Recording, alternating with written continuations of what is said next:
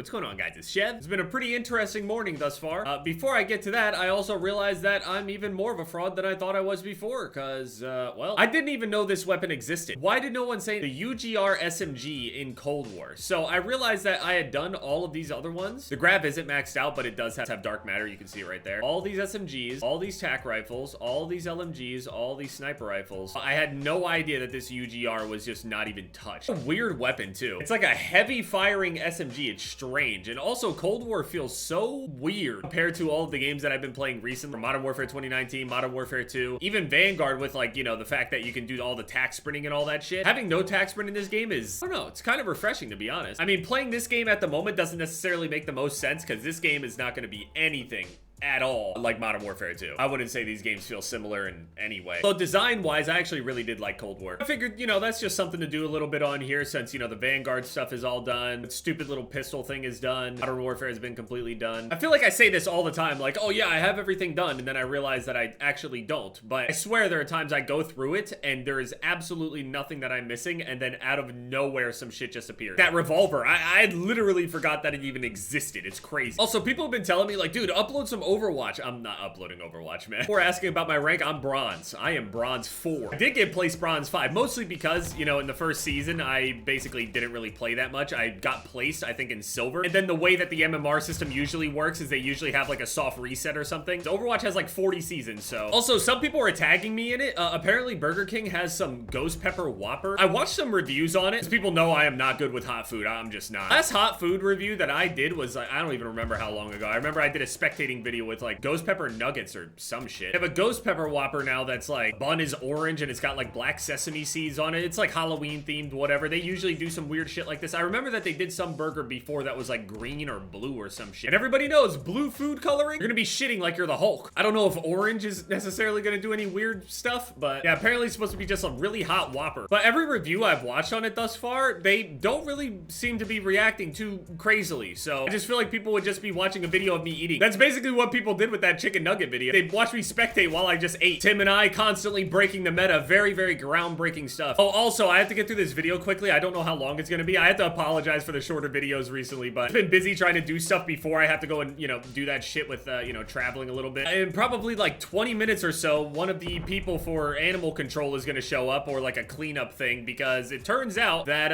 well, something fucking died in the backyard. I guess somebody that was like working on the yard or whatever ended up seeing it somehow in my yard, and they ended up letting us know that something in my backyard. And the thing is, initially I got scared because they initially said body, and I was like, yo, stop.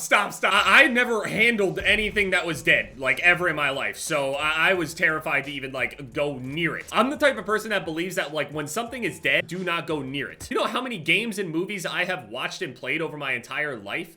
I've learned from this. You don't understand. I would literally sit here and rot, then take risks. If I think that thing has the slightest chance, even if it's been dead there for weeks, the skull is coming out, I have some part of me that believes that somehow the rabies keeps it alive or some shit and it bites me and I'm dead. I'm fucked. That's really how far my brain goes to make me scared of shit. I really do think that far. I blame shit like Final Destination and other things like that that really made me think of like, okay, but it is possible, is it not? So once this guy shows up here, I'll have to stop or whatever, and, yeah. I would have picked it up myself, but like, oh god, that just feels so... Call me soft, whatever the fuck, man, but I can't handle dead shit. That's not me. I can't do it. It's just not me. The anxiety is just crazy in my head. Even if I did it myself, I cleaned it up myself, I ended up, you know, taking it somewhere that didn't feel, I don't know, disrespectful or some shit. I don't know. And so I got some people that, you know, got good reviews and everything, so. Listen, I like the dark aesthetic and death and the themes of all that kind of shit. I love the aesthetic. I think it's fucking awesome. Gothic, futuristic, alien, civilization, cyberpunk, like all of it. I love all of that shit. All different forms of horror and all that shit. Like, what is it? What's that one game? Scorn? That shit's crazy. It's disgusting. I think it's cool. But when it comes to real dead shit,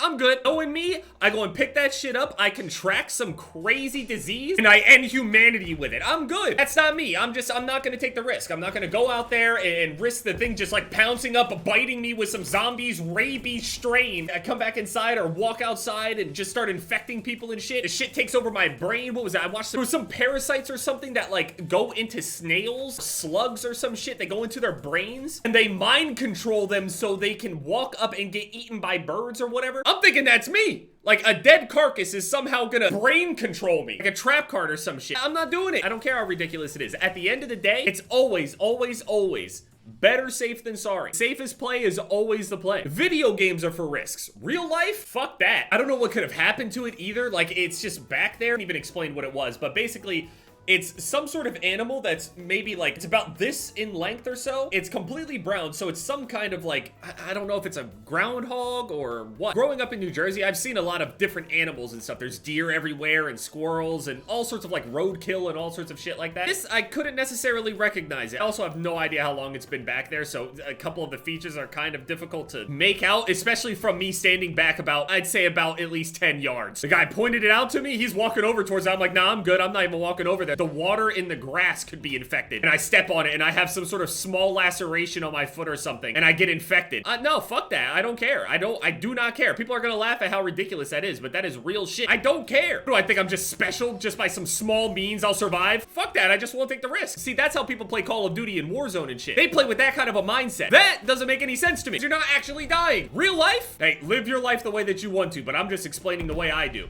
Fuck that. I'd rather rot. And I mean, the older that I've gotten, the more my empathy has just grown. So I'd be feeling bad. I'm thinking about the thing's life and shit. Like, I get so deep in it. So, like, it's uncomfortably deep with it. I'm like, I'm putting myself in that animal's shoes. It's fucked up. Like, some people will have a hard time putting themselves in somebody else's shoes, right? But for me, I feel like I almost get hijacked. Like, I hear about an experience and I almost like relive it. Like, I'll hear about an experience or I'll think about an experience or even imagine an experience and I'll full-blown feel it now. Like, full-blown feel it as if it's actually happening. It's exhausting. This UGR is actually really, it's almost like a heavy SMG. Now, given obviously I'm just playing hardcore or whatever. Hardcore, obviously, most things are just one shot, you know? Oh, well, that's not one shot. Generally, though, heavy hitting, you know, weapons and stuff like that are usually really fun to play in, you know, hardcore, especially because it's literally just one tapping them. It's really, really fun. That's why I like doing like, you know, shotguns, pistols, stuff like that. Things that are usually one shot at most distances. Fun, super easy. Have a good time with those. Then comes along like the weird challenges on this game, though. Overall, the challenges on this game weren't that bad, but one of the challenges were pretty annoying even after they made adjustments to it, and that's the kills behind cover challenge. That used to be much harder. It's a challenge that is completely dependent on somebody else being in a position for you to kill them that way.